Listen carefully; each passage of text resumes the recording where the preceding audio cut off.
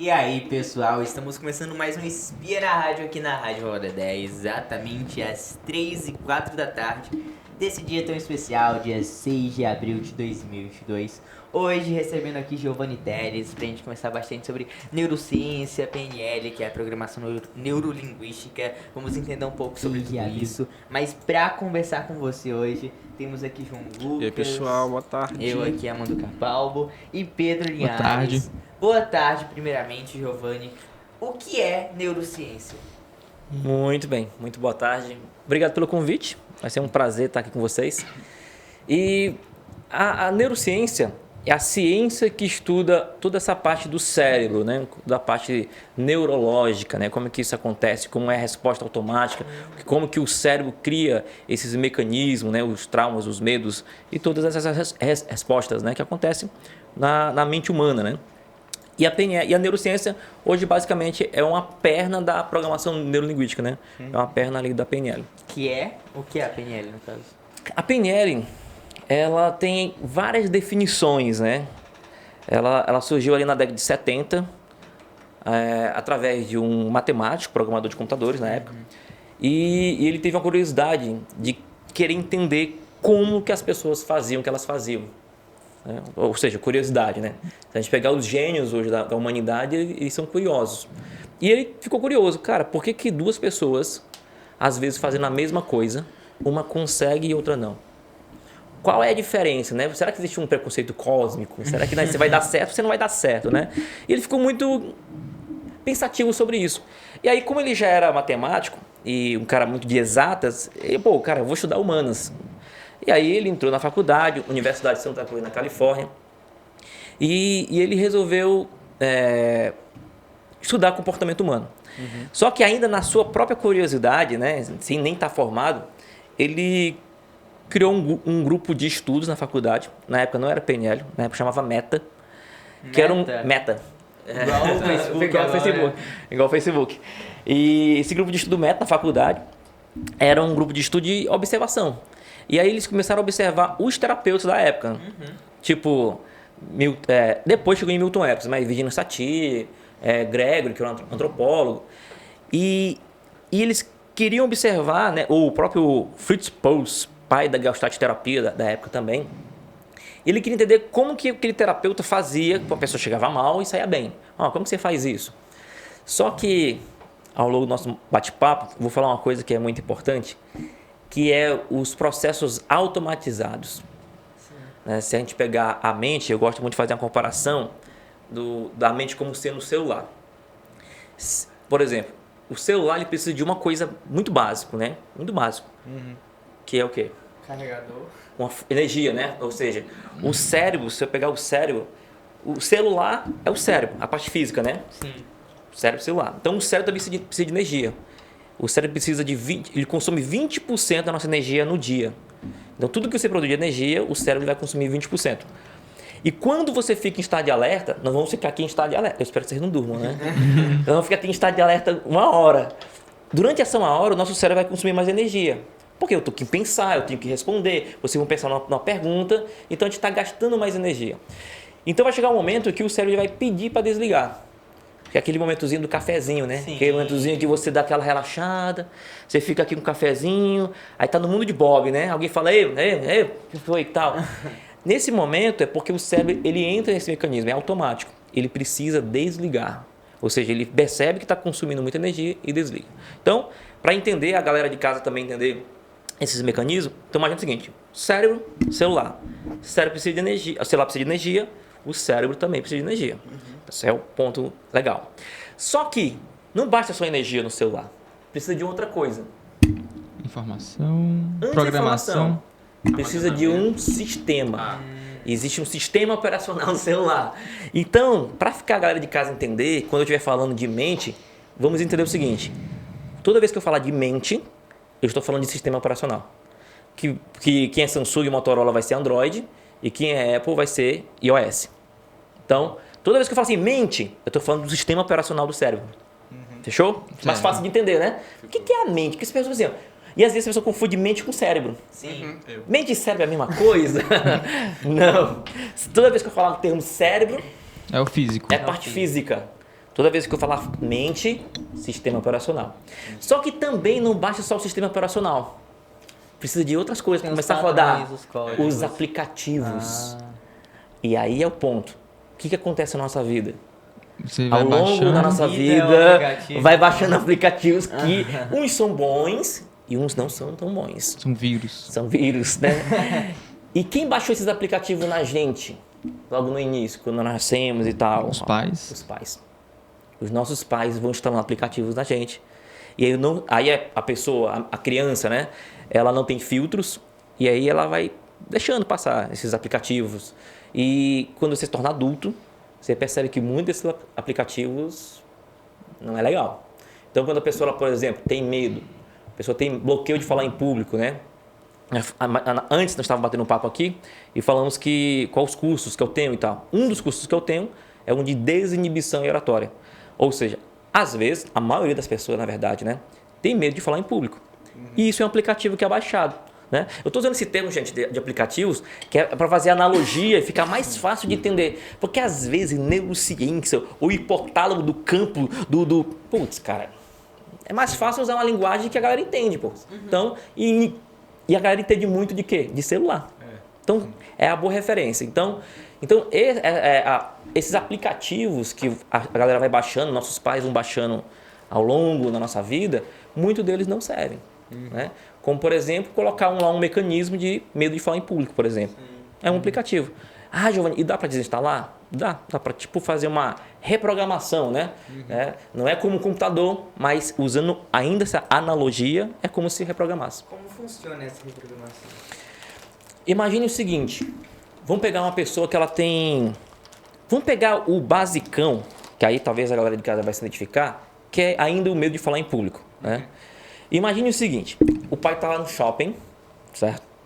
Aí a criança ainda está toda espilicute, toda e tal, ela não está nem aí. Aí o pai está com vergonha, aí o que ele diz? Menino, se aquieta, tá todo mundo olhando.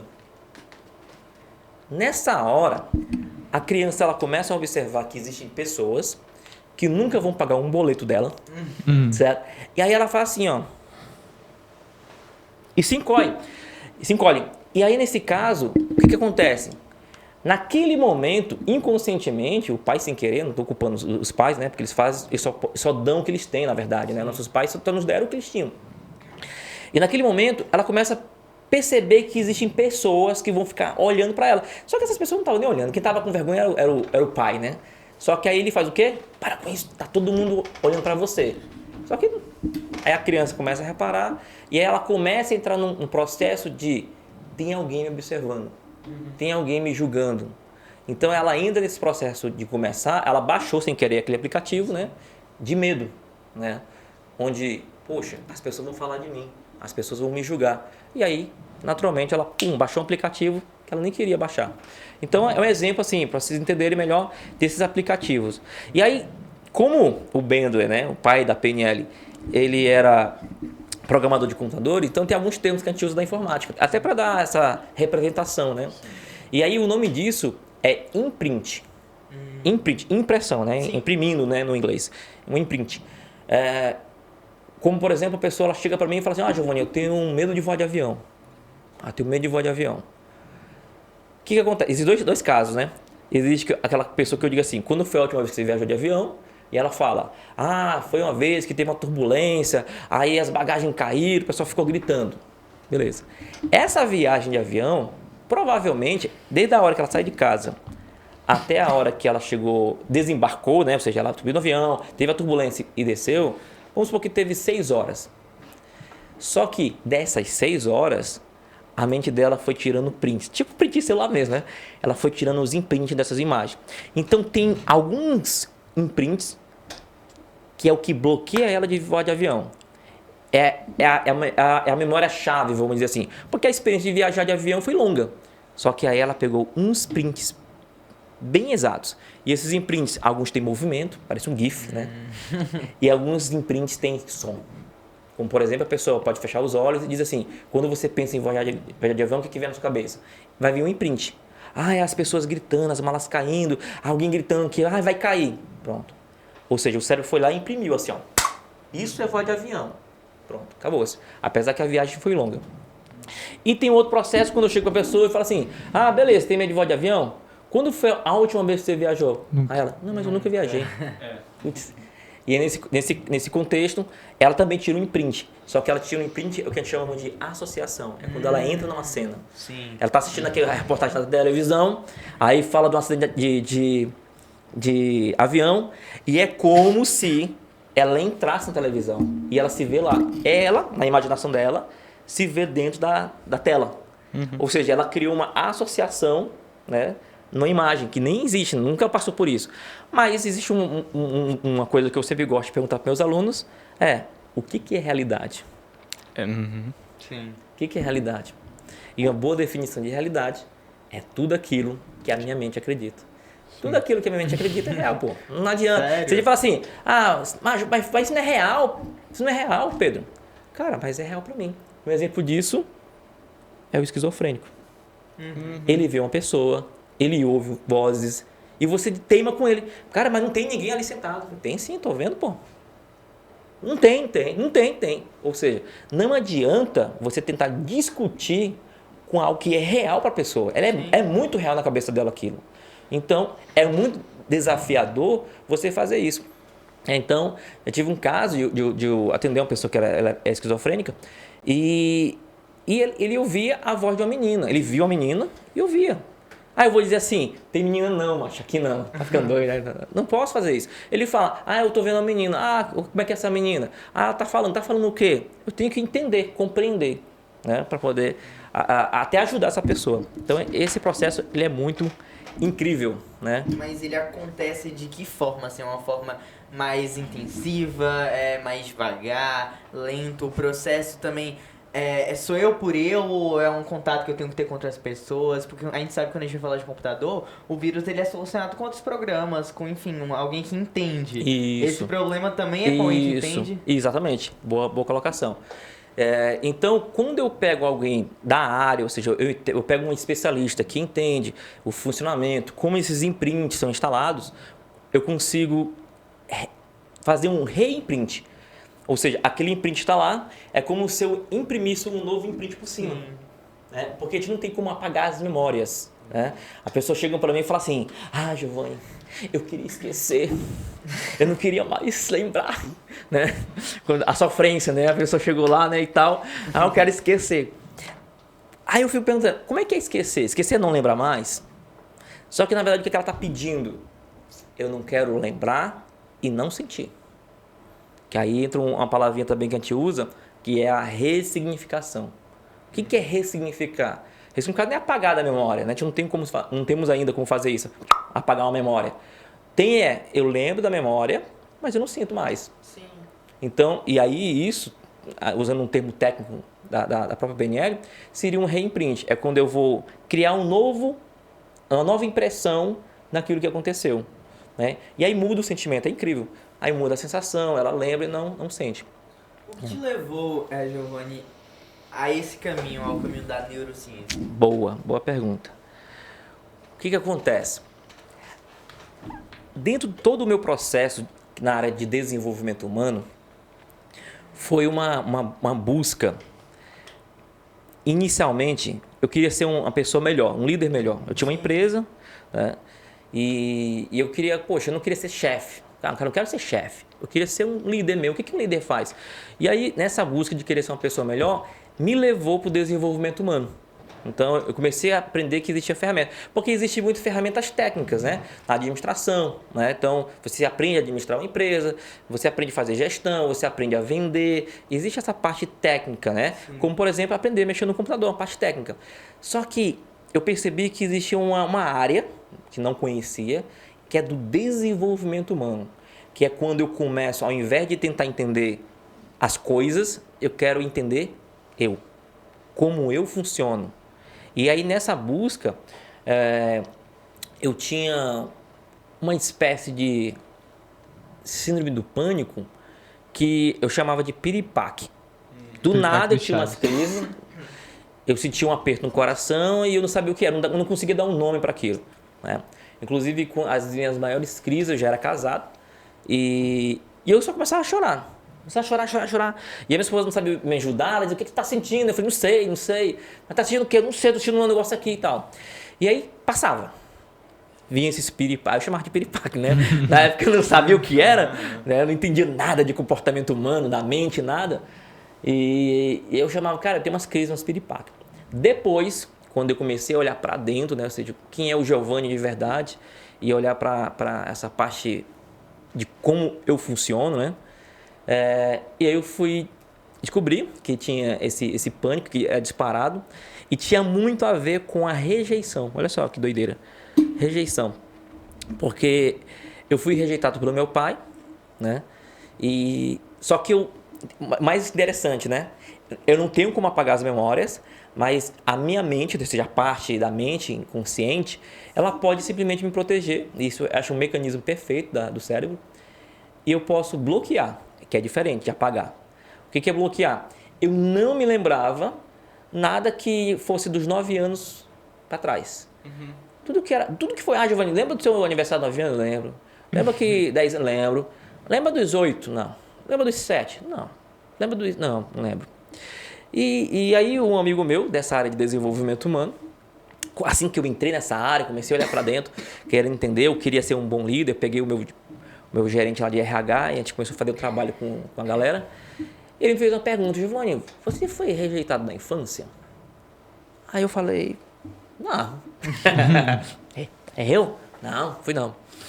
E aí, beleza, eu fiquei pensativo com aquilo, né? É por isso que eu amo as perguntas, né? Eu amo as perguntas. O Einstein, ele tem uma frase do Einstein que eu acho massa demais, que chegaram para ele e disseram assim, o Einstein, se você tivesse somente 1 hora de vida, o que você faria? Aí ele respondeu, eu investiria 50 minutos procurando a pergunta certa e responderia em 10. Ou seja, qual é o grande segredo de tudo isso? Às vezes as pessoas querem uma resposta, né? Mas o segredo é a pergunta certa. Você não está obtendo a resposta certa porque você ainda não faz a pergunta certa. E aí ele fez essa pergunta, você foi rejeitado na infância? Eu falei, não. Eu não. E aí passou.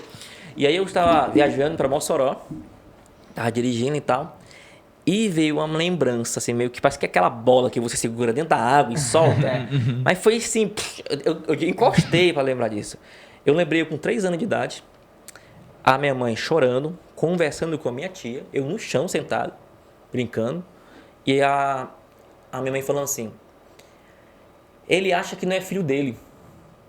E a minha tia respondendo, como assim? Cara cuspida e lavada? Cara, e veio essa memória, eu falei, peraí, de encostar. 3 anos. Isso, e aí... Eu não consigo lembrar de nada com a cidade. Isso, Nem eu. e aí, interessante, começou a vir várias, e aí foi a primeira, né, que tipo assim, veio, e depois começou a vir várias memórias. Então foi o gatilho. Isso, ou seja, começou a vir várias memórias de eu sofrendo bullying com meus irmãos. Por quê? O que aconteceu? Como foi essa rejeição? Meu pai é preto, minha mãe é branca. Aí, quando nasceu meu irmão mais velho, nasceu preto, aí meu pai, beleza, isso é meu. Aí, quando eu nasci, ele falou, esse menino é meu não. É sim, tá, puxou a mim, né? Esse puxou a você e esse puxou a mim. Aí ficou meio desconfiado, beleza. Aí nasceu a minha irmã, adivinha?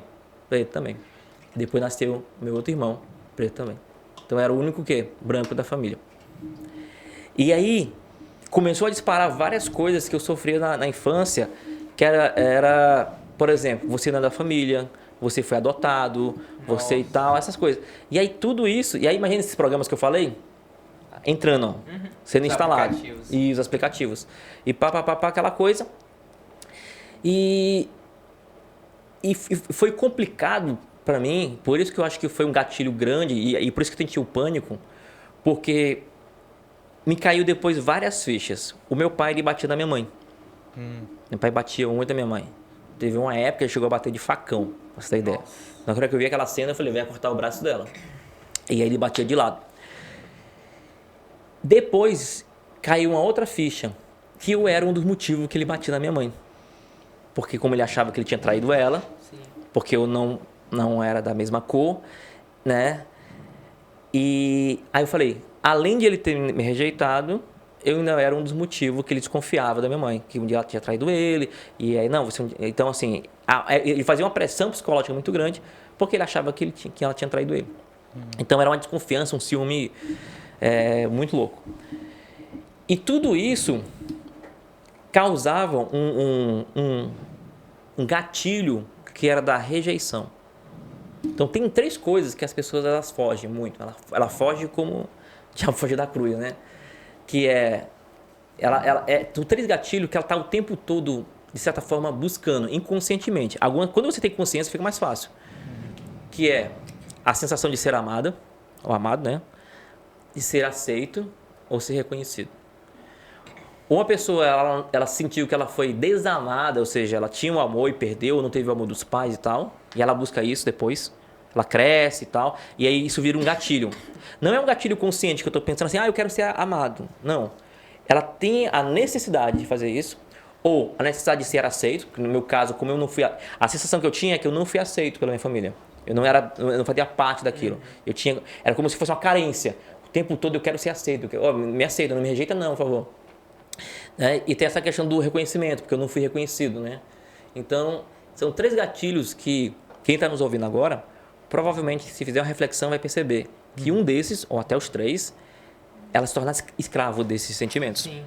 Uma coisa que a gente ouviu é que a mente controla a realidade, mas ao longo de toda essa... Não controla a realidade, mas... Ela é a realidade, mas né? ela acredita naquilo e para a pessoa passa a ser uma realidade. Sim, aquilo passa a ser uma realidade. Isso, para ela. Mas a gente vendo um pouco desse processo de tirar esses aplicativos, esses vírus aí que estão baixados no nosso HD aí há muito tempo, esse processo da mente, quando a gente vai tentando reprogramar, ela vai controlando junto com os sentimentos, tem uma parceria ali, porque a gente sabe que são 2 polos que andam juntos, mas que na hora de separar eles são muito presos, assim, acho que sentimento é uma coisa que tá ali muito preso, independente da memória. Como é que funciona tirar o sentimento junto com a memória? Perfeito. Existe um princípio dentro do pensamento, né, e como que a mente funciona, existem 2 coisas que é interessante, ó. A mente e o corpo, eles fazem parte do mesmo sistema. O que eu quero dizer com isso? Não tem o que manda mais. Não é a mente que manda no corpo, nem é o corpo que manda na mente. Mas eles vão sempre trabalhar em congruência. Sim. É como se um respeitasse o outro. Então, é por isso que eu sempre digo que pensar positivo não resolve. Pensa positivo aí. E é interessante que quando a pessoa me aborda, trabalha com o quê? Não, eu trabalho com PNL, Programação Neurolinguística. É aquele negócio de pensar positivo. Pensar positivo pode até ajudar, mas não resolve. O que é pensar positivo? Pensar positivo, vou fazer aqui. Quem está nos ouvindo na rádio talvez não vai ver, mas quem está acompanhando pelo YouTube vai ver. Pensar positivo, eu costumo dizer que é o seguinte. A pessoa está aqui com a fisiologia negativa. Ela está triste, por exemplo. Aí ela fica dizendo para ela mesmo assim, vai dar certo. Não, meu Deus do céu, tem que dar certo. Meu pai, tem que dar certo. Ou seja, a fisiologia dela não é positiva. Então, por mais que eu tente pensar positivo, é tanto que eu faço isso em curso, eu faço esse teste com as pessoas. Eu peço para elas ficarem numa fisiologia negativa, ou seja, debruçadas, com a cabeça para baixo, e eu digo assim, tenta pensar positivo. Tenta trazer uma memória boa. Ela até tenta trazer a memória boa, mas não fica. E o inverso também acontece.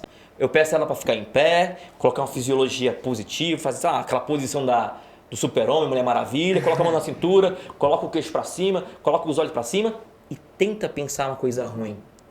É incrível, ela não consegue pensar uma coisa ruim. Por quê? Porque é como se o corpo dissesse assim, peraí, essa fisiologia não é negativa. Ela lembra do pensamento negativo, mas o pensamento negativo ele vai embora. Tipo assim, ela está respeitando a postura do corpo. E ao contrário também, se eu tenho a minha fisiologia negativa e eu quero pensar positivo, a mente vai dizer assim, não, mas essa fisiologia aí não é positiva, então eu vou respeitar também. Então existe esse pensamento de que a mente e o corpo trabalham junto. E aí como é que funciona o pensamento? Existe até uma ferramenta que a gente chama de tríade da mente. Pensamento gera sentimento, que gera comportamento. Então se eu tenho um pensamento ruim ou bom, não importa, vai gerar um sentimento ruim ou bom. E o meu comportamento vai ser ruim ou bom. Ou seja, de acordo com o que eu penso, eu vou sentir. E de acordo com o que eu sentir, eu vou agir. Ou seja, eu vou ter um comportamento.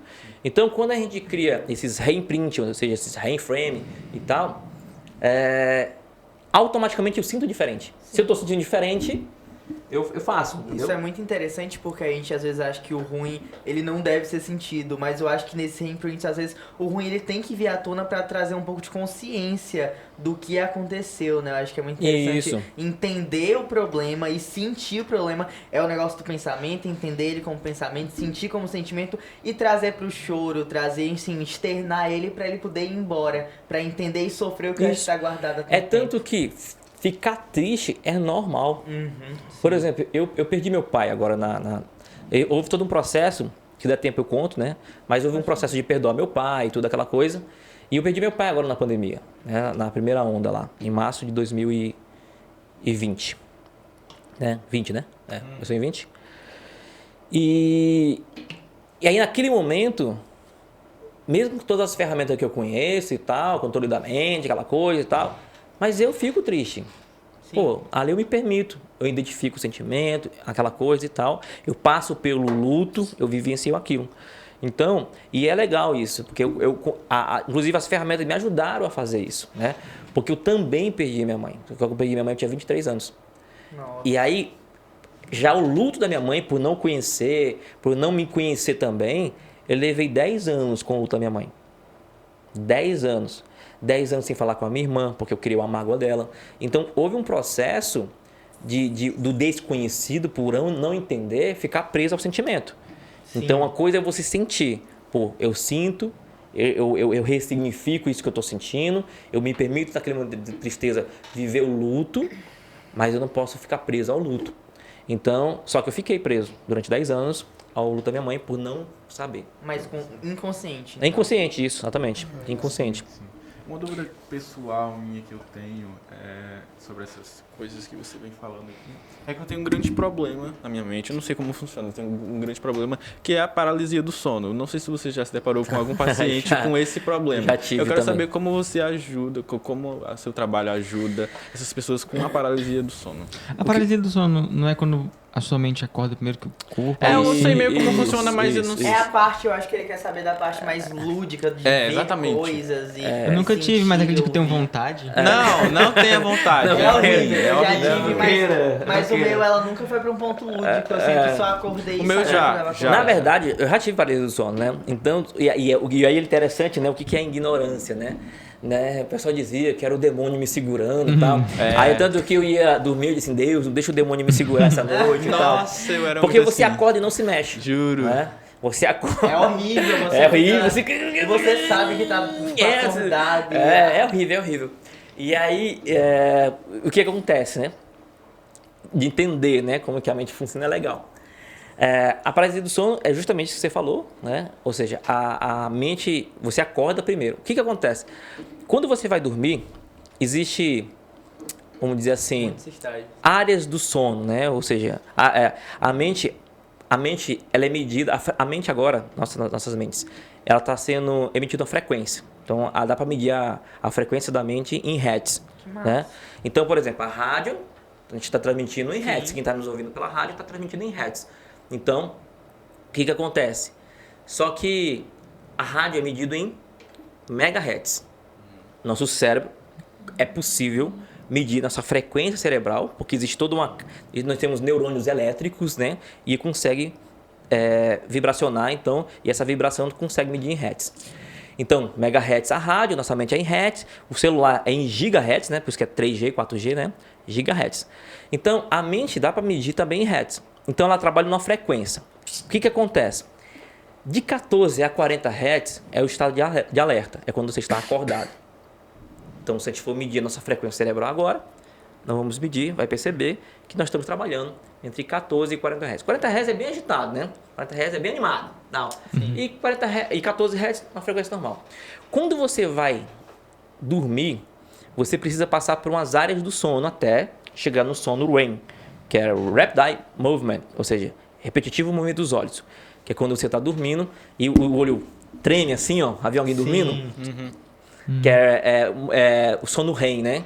Sono REM, que é Rapid Eye Movement, ou seja, movimento repetitivo dos olhos. E o que acontece? Você passa por todas as áreas do sono até chegar no sono REM. Então, você sai de 14 Hz e você vai para 7,5, que aí você entra ali em um estado de alerta, estado beta.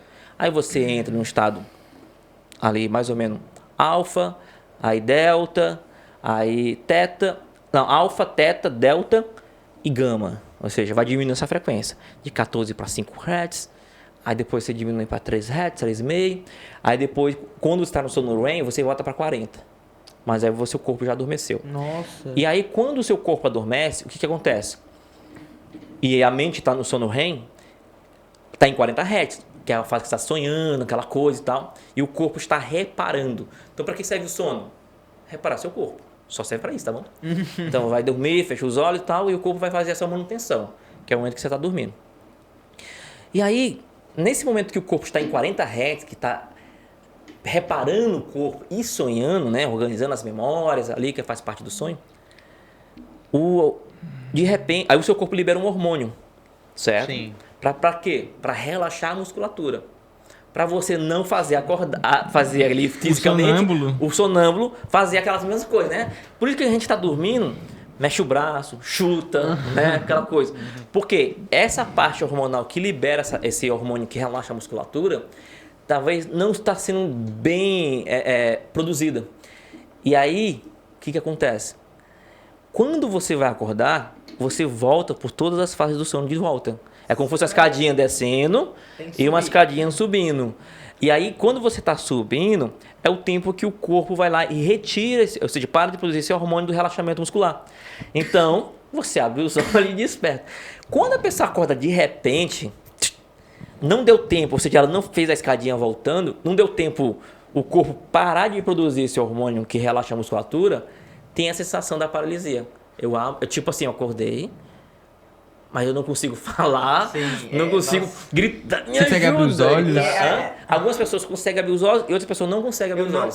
Quando eu Tipo assim, você quer abrir os olhos, você faz força, Você abrir os olhos. faz força, você tenta se movimentar, mas não vai. Não. E daí É eu fico com medo horrível. de parar de respirar e dar um desespero, um Nossa, pânico. Só que é muito louco porque daí, tipo, eu acordo como se eu estivesse sonhando. Tipo, daí eu sempre acho que a paralisia foi um sonho, nunca sei, tipo, enfim, É transitar. por isso que quando a pessoa tipo, tem um sonho muito agitado, ela acorda cansada? Isso. E aí volta de novo com aquela coisa que eu falei, né? O que é realidade? Realidade é tudo aquilo que a mente acredita. Quando você está sonhando, aquilo todo o é seu realidade. sistema interno é real para você. Nossa. Ah, tá uma perseguição, tá, você tá agitado. Então acorda com um sonho. Ah, meu Deus, era um sonho, né? Era um sonho, graças a Deus bom. e tal. Porque pro seu sistema interno, ou seja, pro seu sistema nervoso, é real aquilo, pô. É real. E como é? E o pânico parte Nossa. desse princípio. Pânico parte desse princípio. Por exemplo, a pessoa tem pânico de barata, por exemplo. Não tô falando de pânico, tô falando de frescura, né? Tô falando de pânico mesmo. A pessoa ela vê uma barata e sai desesperada correndo, né? Já ajudei pessoas que tinham pânico de barata, lagartixa, borboleta. E o que acontece? Pra mente dela, ela não tá vendo aquela barata que tá ali. Na cabeça dela tem uma outra barata. E essa barata é muito grande, gigante e vai matar ela. Então, a mente acredita tanto naquela barata que ela sai desesperadamente correndo. Sim. Caraca. Entendeu? E como funciona a lucidez muitas vezes em sonhos? A gente saber que tá dormindo, assim, porque a gente tá num estado desligado, né? E como é que a mente, ela produz essa ação de entender que aquilo não é realidade? Aí, durante o sono, dormindo? Durante o sono, isso. Não, aí existem algumas técnicas que algumas pessoas podem fazer, né? Que aí trabalha aquela história do sonho lúcido Sim. e tal. Mas aí são técnicas que as pessoas podem fazer para trabalhar, ou seja, quando está sonhando, ter consciência que está sonhando, por exemplo, né? Dizer para ela. Ou então pessoa que quer voltar para o mesmo sonho, tipo assim, Sim. eu quero voltar para o mesmo sonho. O que eu sempre costumo dizer é o seguinte, ó. Quando você vai dormir, é muito importante tomar cuidado com o que você está pensando antes de dormir. Então, se eu estou preocupado, eu estou pensando em uma coisa negativa e tal, os meus últimos pensamentos vão influenciar no sonho. O que acontece?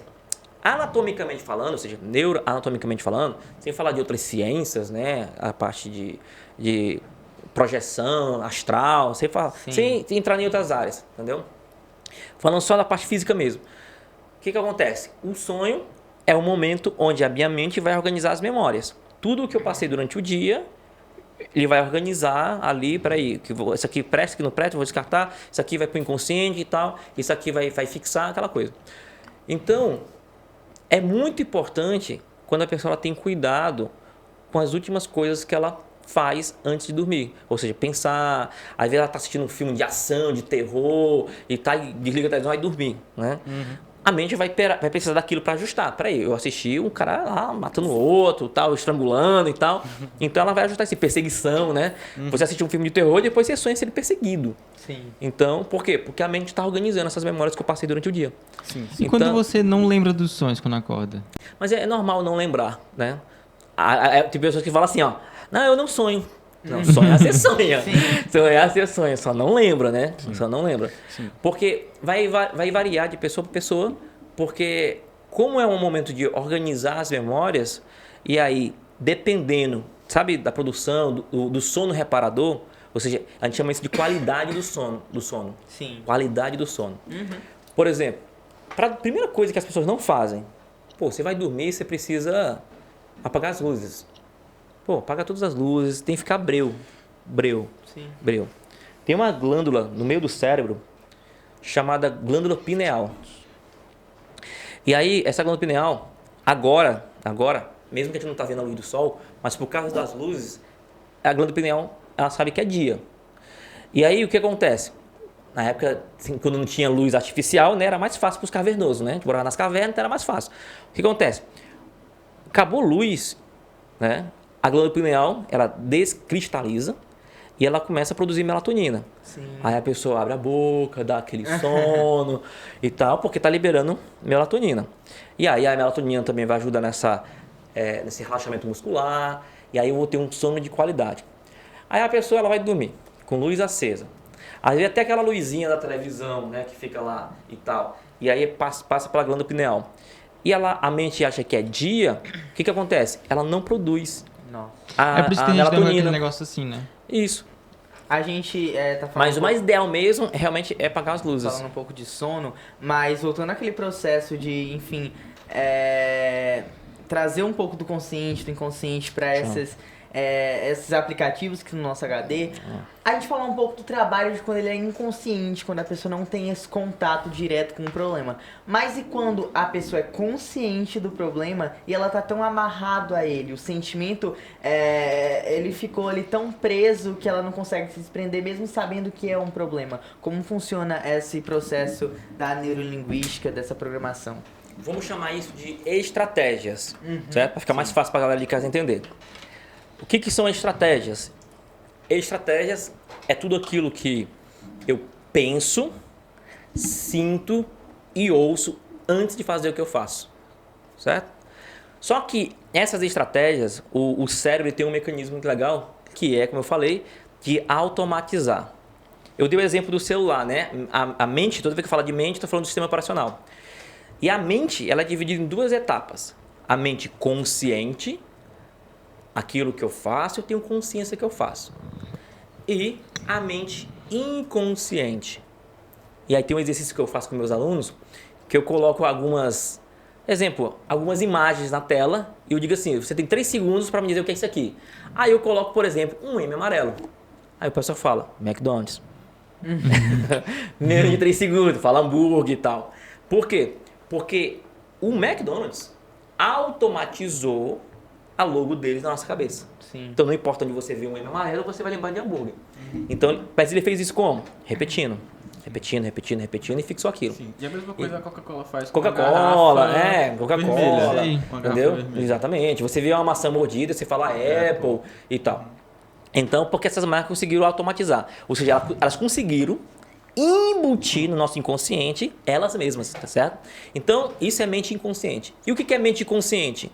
Mente consciente é eu chegar para quem está nos assistindo e perguntar, 3 segundos, valendo um Pix de R$500. Quanto é 18 vezes 35? 1, 18 vezes 35, 2, 3. Ah, não conseguiu? 3 segundos, pô. Por que não consegue? Porque precisa pensar. Sim. E toda vez que você precisar pensar, é mente consciente. É pensamento lento. Então, tudo que é automatizado, mente inconsciente, e tudo aquilo que eu preciso pensar, consciência.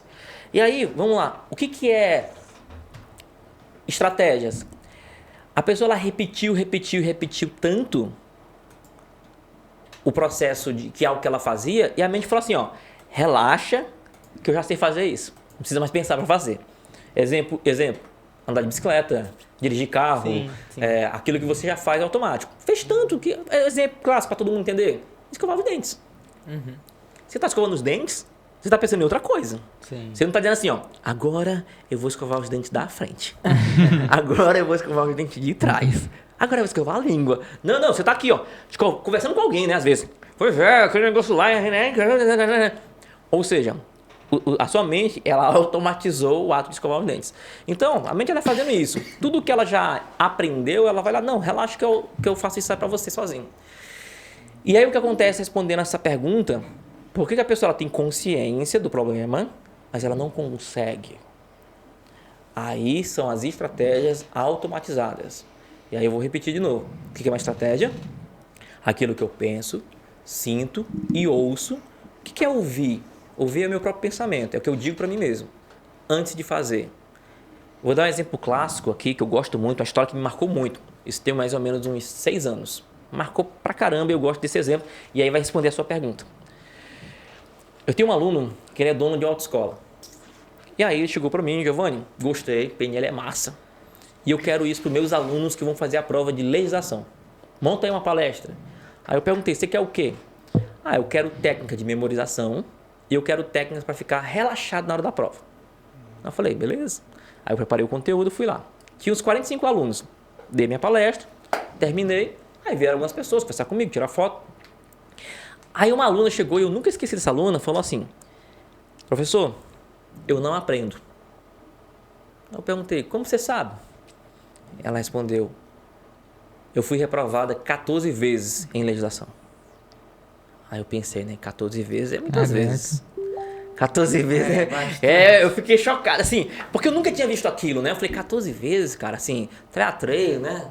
4, né? Mais 14, né? Eu fiquei tão sem ação, gente, porque como foi a primeira vez que eu me deparei com uma situação diferente, daquele jeito, que a minha reação na hora foi pegar uma apostila, entregar na mão dela. Eu falei, lê isso aqui pra mim, por gentileza. Abri lá, motores a álcool e a gasolina. Aí ela leu, tirei a apostila da mão dela, mudei de assunto, voltei pro assunto e ela sabia as respostas. Fiquei aliviado. Sim. Não tem déficit de atenção e não tem déficit de aprendizagem. O que eu tinha que fazer naquele momento? Apelar para a estratégia. Eu cheguei para ela e disse, me ensina a ser reprovado 14 vezes. Aí ela, não sei. Eu falei, sabe, porra, fez 14? Né? Aí ela, não sei. Eu falei, eu vou te ajudar. O que você pensa, sente e ouve antes de fazer a prova? Eu tô um pouco me lixando o que você faz na hora da prova. Mas eu quero saber o que você faz antes. Aí, como assim antes? Eu vou te ajudar. Aí eu pedi para ela fechar os olhos. Eu disse para ela, imagine que você está se arrumando para ir fazer a prova, mas ainda não está fazendo. Imagine que você está indo para a parada de ônibus, mas não está fazendo a prova ainda. Imagine que você está esperando um ônibus. Imagine que você entrou no ônibus. Imagine que você está sentado dentro do ônibus, indo fazer a prova, mas ainda não está fazendo. O que é que você pensa, sente e ouve antes de fazer a prova? Ela respondeu, eu ouço uma voz dizendo que eu sou burra. Aí eu falei, entendi. Então você está me dizendo que se eu, Giovanni, colocar uma voz na minha cabeça dizendo que eu sou burro, eu consigo ser reprovado? Aí ela falou assim, não sei. Aí eu aproveitei que eu já estava com ela ali de olhos fechados, aí eu fiz uma técnica onde você tira a voz dizendo que é burra e eu coloquei uma outra voz dizendo que ela era 10. Ah, você é 10 e tal. E ela foi embora. Mandei ela embora. Ah, se embora 14 vezes. Ela foi embora. Nunca mais vi essa menina. Sério, faz 6 anos, nunca mais a vi. Mas, uma semana depois, alguém me liga. O dono da autoescola. Giovanni, lembra da fulana? Eu falei, lembro, 14 vezes, né? Aí ela tá aqui, ela tá chorando. Aí eu pensei, 15ª? Aí ela, não, pô, ela passou, ela tá emocionada, ela quer te agradecer, ela pediu, fez questão que eu te ligasse pra te agradecer. Aí eu disse pra ele assim, ô Igor, diz pra ela que ela passou por mérito dela. Ela sabia as respostas. Ela só tinha uma boa estratégia para ser reprovada. Então, quando a pessoa ela tem consciência que não consegue, mas ela não sabe como conseguir, sim, é porque provavelmente ela tem uma estratégia tão automatizada, ou seja, está tão inconsciente, está tão lá embaixo no inconsciente, que ela mesmo não percebe como ela faz. E aí, a ideia do especialista que a gente falou do começo, né? Como que a gente faz, então, para poder tirar um vírus, instalar um novo aplicativo, essas coisas? Quando você pega alguém que entende como todo esse processo ele é construído, né? E legal, sabe o que é legal? Qualquer pessoa pode aprender, pô. Sabe por que hoje, o que me motivou a gente fundar lá a Sociedade Internacional de Neurolinguística, que me motivou, foi a primeira vez quando eu conheci PNL e eu me perguntei assim, ó, por que isso não está nas escolas? Sim. Foi a primeira coisa que eu me perguntei. Eu saí de lá assim, ó, cara, isso aqui era para estar no ensino médio isso aqui. O aluno do ensino médio era para sair da escola já com essas informações, entendendo como é que ele funciona, entendendo esses mecanismos, mente inconsciente, processo automatizado, memorização, para poder fazer um bom vestibular e passar e arrebentar, pô. E aí, sabe aquela sensação que parecia que era segredo? Sabe aquela sensação? Sim. Eu falei assim, por que isso não é divulgado? Porque quando você aprende, você vai começar a pesquisar. E eu comecei a pesquisar e eu percebi que algumas pessoas, os players do mercado, os grandes gurus, eles conheciam o PNL, mas eles não falavam. Porque como é uma ferramenta muito poderosa, o que eles fazem? Eu não vou divulgar isso, vou deixar só para mim. Que aí eu posso manipular, eu posso fazer aqui do meu jeito. Então eu falei, não, cara, isso aqui a humanidade tem que conhecer. E virou missão. Tipo assim, virou um propósito. Sim, daí você criou a Sinais, é isso? Isso. Aí nós fundamos a Sinais, que é a Sociedade Internacional de Neurolinguística, com o intuito de levar isso para o máximo de pessoas que for possível, para conhecer uma ferramenta que é poderosa e qualquer pessoa pode usar. Uma dona de casa pode usar para educar o filho, para não instalar esses aplicativos. Você é lesado, você é um menino burro, né? Você é uma peste e tal. Ela não entende, às vezes a mãe ou o pai não entende, que a criança, ela tá ali, ela tá chamando ele de burro, e aí não tem o filtro necessário para blindar, entra direto. Diretão mesmo, assim, baixou. Entendeu? Não passa nem pelo antivírus, né? Sim. Você se torna adulto, você ainda baixa uns antivírusinhos, né? Mas criança não. Criança é tipo assim, é download rápido. Sim, e você falou sobre essa questão da mente não viver, não presenciar aquela ação, mas tirar dali algo, tipo, seja um trauma, seja uma coisa, você deu aquele exemplo do avião, a pessoa nunca andou de avião, Isso. mas tem medo porque viu uma notícia que o avião caiu e tal. Uma dúvida que me surgiu aqui. Vamos fazer imaginar uma situação hipotética. Eu assisti um videoclipe de uma pessoa que tá dançando, fazendo vários movimentos, mas eu não dancei. Mesmo assim, aquela música veio e me deu um sentimento de que eu tava ali naquele clipe, que eu dancei muito e que não sei o quê. Isso já me aconteceu, uma coisa assim, tipo, eu vejo um clipe de alguém dançando. A gente tem hoje o TikTok, meu Deus, as pessoas dançando e tudo mais. Eu não dancei, mas eu assisti aquele clipe e minha mente meio que me cansou, como se eu tivesse dançado, como se eu tivesse... Eu não sei, eu já passei por essa situação. Como é que funciona esse processo do corpo se cansar porque viu uma ação de uma pessoa e tudo mais? O que acontece? Hoje existem vários estudos sobre a mente. E hoje está muito mais avançado do que antigamente. Antigamente, para tentar provar alguma coisa, era muito complicado, porque não tinha tecnologia, né? É tanto que PNL foi criado na década de 70. E aí, às vezes, chegava e falava assim, o cara conseguiu tirar uma fobia, por exemplo. Isso é um charlatão, pô. Isso aí fez alguma coisa e tal. Isso é mentira e tal. Porque não conseguia se provar como que funcionava. Hoje não. Hoje tem scanners, ultrassons, mapeamento do cérebro e tal. Hoje já consegue entender muita coisa. Então, o que acontece dentro desse processo? Por que existe vamos dizer assim, a manipulação? Porque é muito fácil você gestionar as pessoas. Por incrível que pareça, é muito fácil. Sim. Porque como nós pensamos por imagem, e aí o exemplo muito clássico, chegasse para quem está nos assistindo agora e para quem está nos ouvindo e para vocês, eu dissesse assim, vocês agora, nesse exato momento, vocês não vão pensar numa maçã. Sabe aquela maçã do amor? Vocês não vão pensar nela agora não, só depois. Mais tarde vocês pensam nela. Então, quando vocês forem pensar na maçã do amor, a maçã do amor ela tem uma cauda vermelha, certo? Aquela cauda caramelizada. Mas não pensa na maçã do amor agora não, só depois. E aí, tem algumas pessoas que colocam o granulado em cima. Mas não é para pensar na maçã do amor agora, só depois. Por mais que eu dissesse para você não pensar, você pensa. Mesmo dizendo para não pensar. Aí algumas pessoas vão dizer assim, é porque o cérebro não identifica o não. O cérebro sabe que é um não. Qual é a colocação melhor para dizer isso, explicar isso? É porque nós pensamos por imagem. Sim. Nós pensamos por ela. Eu sempre vou ter que produzir uma imagem de um pensamento. O pai compra um sofá e diz assim, o moleque, não é para pular no sofá. Acabou de sugestionar uma imagem na cabeça dele. Ele pulando no sofá, para não fazer. Então eu penso na ação, para não fazer a ação. Então por isso que comando negativo tem pouca influência. Entendi. Entendeu? Qual foi o maior tiro no pé que teve nas eleições passadas? Ele não. Ele não. Sim. Ele não. E isso é um grande problema nas pessoas.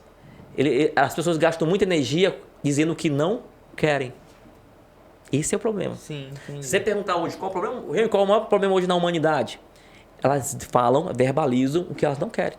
Eu não quero mais sofrer, eu não quero ser gorda, eu não quero mais meu marido, eu não quero... Mas ela não diz o que ela quer. O que você quer de verdade? O certo seria dizer assim, quero ser magro, quero ser feliz, quero ser próspero, eu quero prosperar. Ela não fala isso. É como se ela fosse no supermercado com uma lista de tudo que ela não vai levar. Eu não vou E comprar ela fica arroz. perdida no que vai pegar. Isso. Eu não vou comprar arroz, não vou comprar feijão, não vou comprar detergente, não vou comprar papel higiênico. Aí lá embaixo tem o que ela vai levar, certo? Mas ela fica dizendo primeiro que ela não vai levar até chegar no que ela vai querer, né? Demora muito, sim ou não? Sim. Por que ela não leva? Ela não diz assim, ó, não, eu vou levar isso. Sim. Pronto. Esse é o segredo.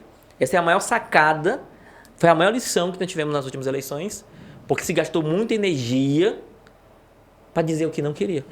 Entendi. E Giovanni, a gente também tem um processo em 2022, enfim, século 21, muito forte da mente cansada, da mente doente. E você trabalha muito bem com psiquiatras, psicólogos, todo esse trabalho da neurociência, neurolinguística, ela tem uma parceria muito forte com essa outra parte.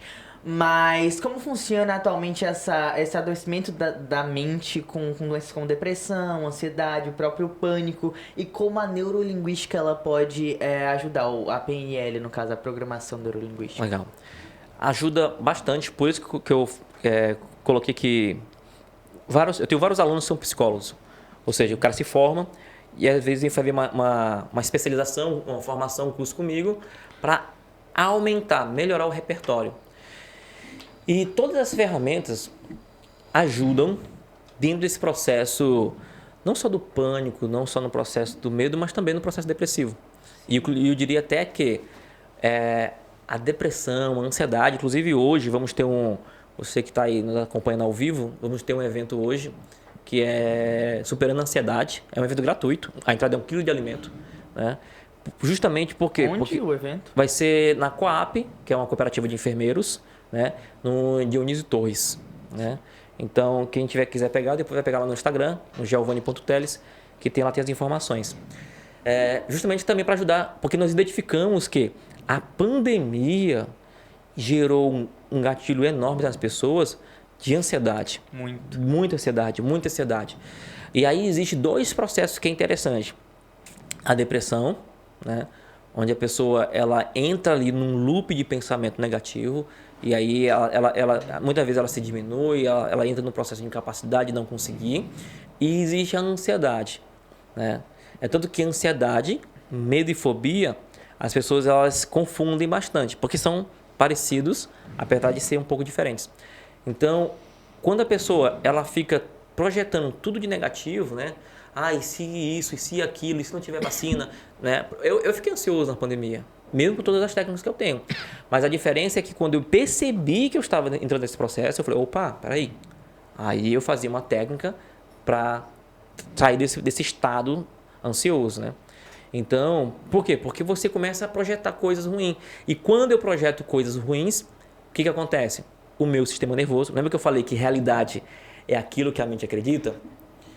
O meu sistema nervoso, ele não vai dizer assim para ele mesmo, assim, ó, isso é um pensamento e isso é real. Ele não tem isso. Ele só identifica o seguinte, ó, eu captei, ou por via visão, ou por via pensamento, uma ameaça e eu me preparo. Só isso. É a única coisa que o sistema nervoso vai fazer. Então, se eu projetar na minha cabeça uma ameaça, o meu sistema nervoso vai dizer assim, mas isso não é um pensamento? Não. Ele já diz assim, eita, vai vir tudo isso aí, Então deixa eu me preparar. Ele dispara adrenalina, cortisol, o coração acelera, libera sangue para os músculos esqueléticos, minha pupila dilata, minha pele fica eriçada e eu estou pronto. Pronto para quê, Giovanni? Para uma ameaça, pô. É para correr ou é para lutar? Estado de luta ou fuga. né? Então, eu me preparo. Então, isso acontece demais com as pessoas. Sim.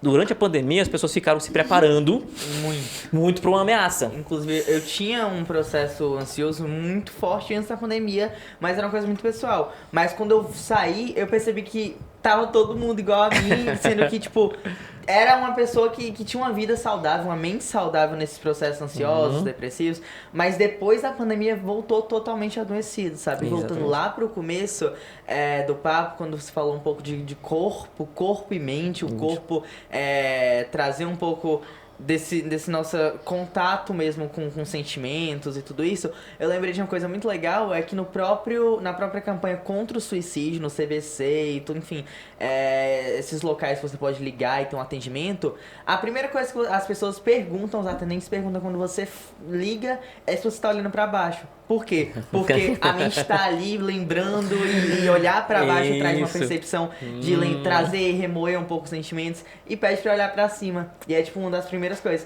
Isso é muito interessante. Top. Mas a gente tá quase aqui encerrando, a gente tá quase terminando. Pergunta. Exato, só pra gente encerrando, Pedro, eu queria perguntar. Depois de todo esse processo como profissional, mas trazendo pro pessoal, o que você, Giovanni, teve assim de benefício com a PNL, a Programação Neurolinguística, e depois, Pedro, você faz a sua pergunta. Show. O maior benefício foi, primeiro, não sentir mais o piripaque, aquele pânico que eu tinha, né? Então, aquela síndrome do pânico, aquele desespero que eu sentia, um aperto no coração, um desespero, falta de ar. Então, acho que foi a primeira coisa que eu me livrei. Então, assim, foi uma coisa incrível, nunca mais senti aquilo e tal. E aí, dentro desse processo, eu me tornei uma pessoa melhor, vamos dizer assim. Então, melhor como marido, melhor como amigo, melhor como pessoa, como ser humano, como gestor, como líder, como tudo. Então, esse foi um processo legal. Me ajudou a perdoar meu pai, perdoar minha mãe, ou minha mãe não, minha irmã, né? Vencer o luto da minha mãe, né? Então, assim, eu finalmente, porque tudo estava ligado, né?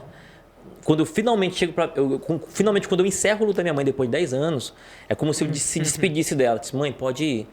E aí eu volto a falar com a minha irmã, né? Então, perdoa meu pai e tal, aquele processo. Então, eu diria para quem está nos ouvindo, o maior benefício de você conhecer a neurolinguística é você se tornar uma pessoa melhor. De fato, uma pessoa melhor, um ser humano melhor, um agente transformador no mundo. Acho que quando você tem um pouco de consciência de você mesmo, você se torna melhor quando você sabe lidar consigo mesmo, né? O outro é muito importante, mas você não sabe lidar consigo. Como que vai ajudar? Como é que eu vou salvar alguém se eu estou afogando, por exemplo, né? Então eu me salvo primeiro. Então acho que é muito disso. Pronto, se salva, entendeu? Esteja em terra firme, aí você vai me ajudar agora a salvar outras pessoas também. Sim. Então seria mais ou menos isso. Voltando ainda um pouco sobre o inconsciente, eu queria entender onde entra a hipnose. Eu tava pensando aqui, que eu tava vendo um vídeo, que ele falava que entra no inconsciente. Eu queria saber como é que funciona isso. O que acontece? Lembra daquelas fases do sono que eu falei? Estado beta, né? Aí alfa, delta, teta e gama. As fases do sono, né? O que acontece? Existisse a ideia de que para você acessar a mente inconsciente, você precisaria fazer essas zonas do sono. Ou seja, porque imagine o seguinte, nós estamos aqui todos em beta, né? De 14 a 40 Hz, nossa mente está aqui, ó, né, agitado. Então, de repente, eu quero acessar uma memória sua lá. Como vocês falam assim, mas como é que eu vou acessar uma memória de 3 anos? Eu tenho que fazer você relaxar. Eu tenho que fazer a sua mente desacelerar. E aí, esse processo, o pessoal fala da hipnose, né? Seria desacelerar a mente e acessar esses níveis mais baixos, delta e teta. Ah, tá. É porque justamente quando eu vejo... Oi? É como se fosse dormir. Só que aí na hipnose a pessoa não está dormindo, né? Sim. É porque justamente apesar que o comando é dorme, agora vê, dorme! Sim. Dorme, né? Tal. Apesar que o comando é dorme, mas a pessoa não dorme. É porque sempre que eu vejo esses vídeos de hipnose, eles falam que tem sempre um preparamento antes. Eu ficava curioso para saber o que é esse preparamento. Esse preparamento antes, né? Pyong Lee, essa galera aí da hipnose e tal, que teve naquela... Eu te falo Pyong Lee porque se fala Pyong Lee, o pessoal vai lembrar mais rápido. Big Brother, então não é mais fácil lembrar do Pyong Lee. O que acontece? Todo hipnotista de palco, ele vai fazer um pré-talk, ele vai testar quem é mais suscetível. Ele jamais vai pegar uma pessoa que não é suscetível. O que é isso? Suscetível é aquelas pessoas que a gente chama de sonambúlicas. pessoas que entram mais fácil nessa zona de sono. Ela sai de delta para teta, assim, rápido. Tipo assim, fecha os olhos, relaxa. Entra muito rápido, né? Então a gente chama de sonambúlicas, né? Então o que ele vai fazer? Ele chega antes do show, faz uns testes, tem testes para saber quem é mais suscetível ou não. Ele faz os testes e tal, aí beleza, aqui é, então quem que eu vou pegar para demonstrar? Quem é mais suscetível, entendeu? Então esse pré-antes é o pré-talk antes para poder testar as pessoas. Legal, a gente acabou de dar 1 hora de programa e com isso eu queria muito te agradecer, Giovanni, pelo dia de hoje, por uma nova ciência que a gente trouxe aqui com conhecimentos, um pouco da base dela que é a neurociência, um pouco dessa programação neurolinguística que traz benefícios incríveis que a gente pôde observar ao longo da conversa. Eu queria muito agradecer por esse contato, primeiro contato que tô tendo, acho que talvez de vocês também seja o primeiro contato, e de muitas pessoas que irão assistir. Esse primeiro contato é muito importante pra, enfim, muitas coisas como a gente pôde perceber aqui. Então é isso, queria muito agradecer. E, João Lucas, você tem alguma coisa pra falar? Sim, eu queria agradecer novamente por topar participar aqui de 1 hora de papo. Inclusive, se a gente não tivesse um tempo assim programado, voou, a gente né? podia ficar aqui Não, horas voou. e horas. Eu olhei agora e falei, nossa, voou, né? Sim, foi voou rápido. e tudo mais. E é muito bacana. Eu não conhecia a PNL. De verdade, eu li um pouco antes da gente conversar aqui, mas com a sua presença eu pude entender mais e com certeza ela pode me ajudar nos meus problemas, como a paralisia do sono, as coisas de ansiedade e tudo mais. Eu vou procurar mais, saber sobre essa questão, uma coisa muito bacana que pode agregar na minha vida, como agregou na sua e de todas as pessoas que procuram saber mais sobre ela e tudo mais. E mais uma vez, muito obrigado por apresentar ela aqui pra gente, para nossos ouvintes e todas as pessoas aqui. Show de bola, show de bola. Também agradeço demais. Falar que agradeço muito a sua presença, porque antes de começar, o João Lucas falou que eu era um pouco calado, de fato. Mas conversando aqui, eu fiquei com vontade de fazer algumas perguntas. Eu ainda não sou que nem o mandou, não como uma crítica, mas é que eu não consigo fazer muita pergunta. Mas até que dessa vez eu falei algumas coisinhas. Agradeço muito a sua presença e espero ver outras vezes. Legal. Bota aí a galera aí, comenta aí, quero de novo, que a gente volta de novo, né? Porque foi muito rápido, né? Tem muita coisa ainda pra falar, entender. Então, é porque é tanta coisa, a curiosidade, né? Que acaba fazendo que a gente demore. E aí a galera segue a gente no Instagram, Claro, né? Instagram. Que é o Giovane.teles, né? Geovane, ou seja, Giovanni normal, né? Não é chique, né? Giovanni chique. Giovanni normal, .teles, teles com L só, né? E aproveita quem ainda dá tempo, né? Quem quiser ir hoje pro evento solidário, leva lá 1 quilo de alimento, vamos ajudar pessoas. Você vai ser ajudado a ajudar pessoas. Qual horário? Às 19 horas, né? Superando a Ansiedade, o nome do evento. Superando a Ansiedade. E foi um prazer estar com vocês. Isso. Obrigado. Isso, muito obrigado, Giovanni Teles. E é assim que vamos encerrando mais um Espia na Rádio aqui na Rádio Vovó Dedé, exatamente às 4h06 da tarde do dia 6 de abril de 2022. Muito obrigado, um beijão e até amanhã. Até amanhã.